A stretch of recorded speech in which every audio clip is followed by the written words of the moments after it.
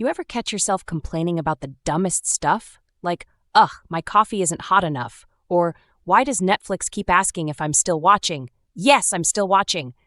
Meanwhile, someone out there is making coffee over a fire in the rain with no home, and they'd love to have your problems.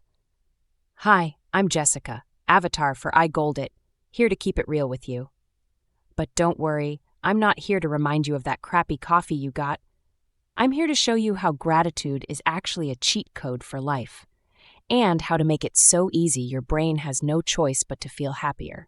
So, let's hack your brain real quick. First thing to know, your brain isn't naturally focused on gratitude. It's wired for survival, which means it scans for what's wrong more than what's right. But the good news? You can train it to work in your favor. Think about it. When was the last time you woke up and thought, wow, I'm so grateful gravity still works today? Probably never, right? But I bet you did notice if your phone took an extra second to load. That's because your brain is basically a problem detector, always scanning for what's wrong, what's missing, or what could go wrong next. It's a survival thing, which, sure, was great when we had to dodge saber-toothed tigers, but let's face it, we haven't seen saber-toothed tigers for a while now. Yet, somehow, our brains still act like every inconvenience is a crisis.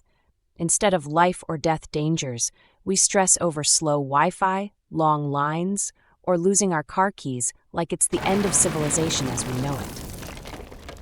And if you don't train your brain to look for the good stuff, well, it'll just keep serving you highlighted reels of everything annoying in your life, like you're stuck watching the Everything Sucks channel on repeat. All right, let's change the channel. Play a game with me for a second. Think about something that's annoying you today. Maybe it's traffic, cold coffee, or your favorite hoodie being in the wash. Now ask yourself, is this really as big of a deal as I'm making it? Will this matter tomorrow? Next week? A month from now? Because sometimes what feels huge in the moment is really just like spilled milk, and if you have a cat, they'd lap that up. Like, let's say your phone battery dies too fast, and you hate it. Meanwhile, someone else is thinking, you have a tiny computer in your pocket, and your biggest problem is that it won't run all day, and then there's someone else who's just wishing they had a phone. And isn't it funny how we do this with bigger things too?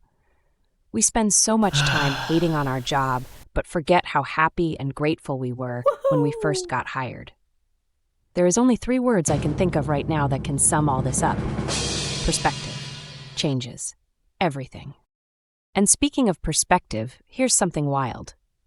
Complaining isn't just venting. It's actually training your brain to find more things to complain about. Think of your brain like TikTok's algorithm. The more negativity you engage with, the more it feeds you. So if you're always complaining about your job, guess what? Your brain will find everything bad about your job, even the stuff you didn't notice before. But here's the good news. You can flip the algorithm in your favor. Catch yourself mid-complaint and challenge yourself to find one thing that's good, even if it's something dumb and totally off topic, like, well, at least my shoes fit. That tiny shift rewires your brain to stop being a negativity magnet. Most people think gratitude has to be deep and profound, like, I'm grateful for my family, my health, and the beauty of existence. And sure, that's nice, but let's be real. Some days you're just grateful that your coworker didn't start a weird conversation before you finished your coffee.